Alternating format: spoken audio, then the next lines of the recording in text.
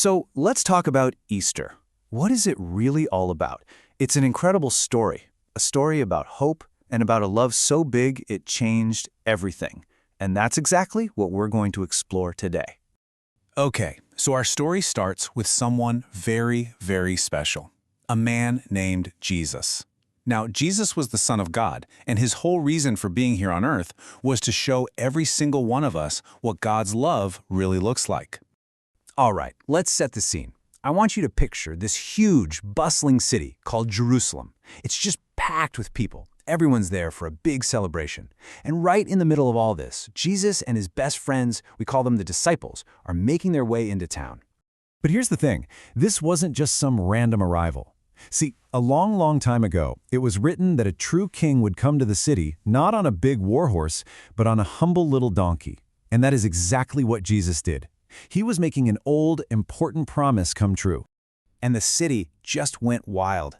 People were so excited to see him. They'd heard all these amazing stories about the things he'd done, the miracles, so they rushed out into the streets, waving palm branches, even throwing their coats on the ground for him to ride over. They were shouting and cheering, welcoming him like a king.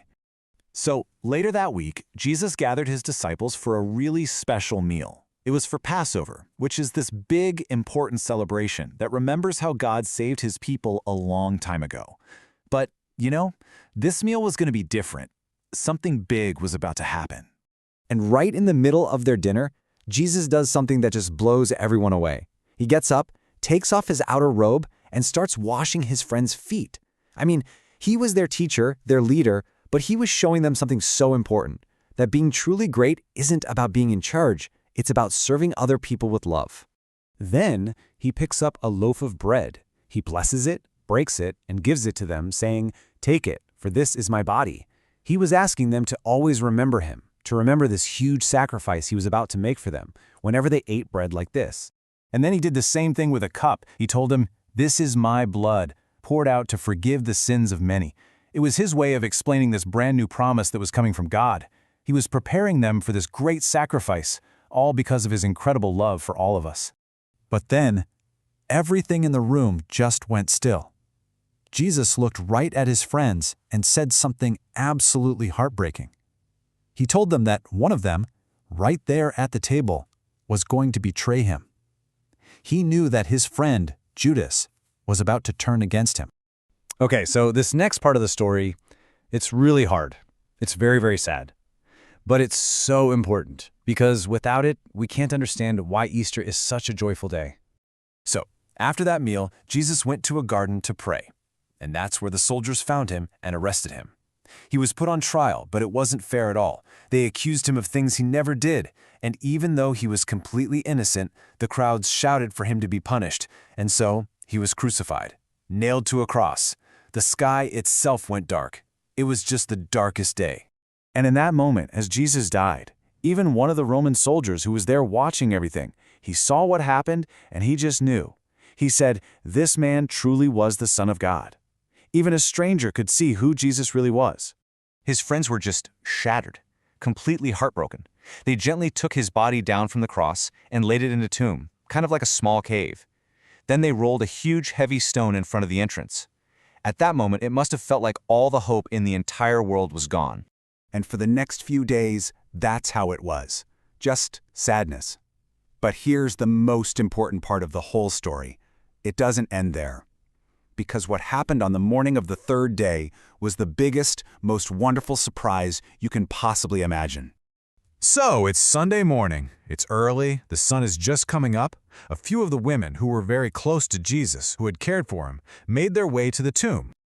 Now, they were expecting to find that giant stone right where they left it, They were preparing for another sad day, but the stone was gone.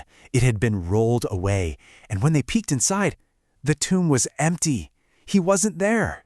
And then they saw an angel who told them something that changed everything. He said, "Don't be afraid. He is not here. He is risen."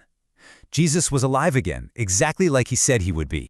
And it gets even more amazing. Later that same day, Jesus himself appeared to two of his followers while they were walking down a road.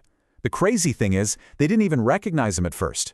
He just walked with them and explained how everything that had happened, the sad parts and all, was part of God's plan from the very beginning. And then, when they sat down to eat, he blessed and broke the bread, and in that moment, they knew it was Jesus. You know, one of his disciples, a guy named Thomas, he heard the news and he just couldn't believe it. It sounded too good to be true. He said he wouldn't believe it until he saw Jesus with his own eyes. And guess what? Jesus appeared right there to him. And all of Thomas's doubts just melted away, and he said, "My Lord and my God." And this wasn't just a quick hello. Jesus actually spent the next 40 days with his followers. He taught them, he encouraged them, and he got them ready for a really big job, to go out and tell the entire world this amazing story of hope and love. Right before he went back to heaven, Jesus gave his friends, and really all of us, the most incredible promise. He said, "Be sure of this, I am with you always, even to the end of the age." That means he's with us every day, no matter what happens. And that, right there, is the story of Easter.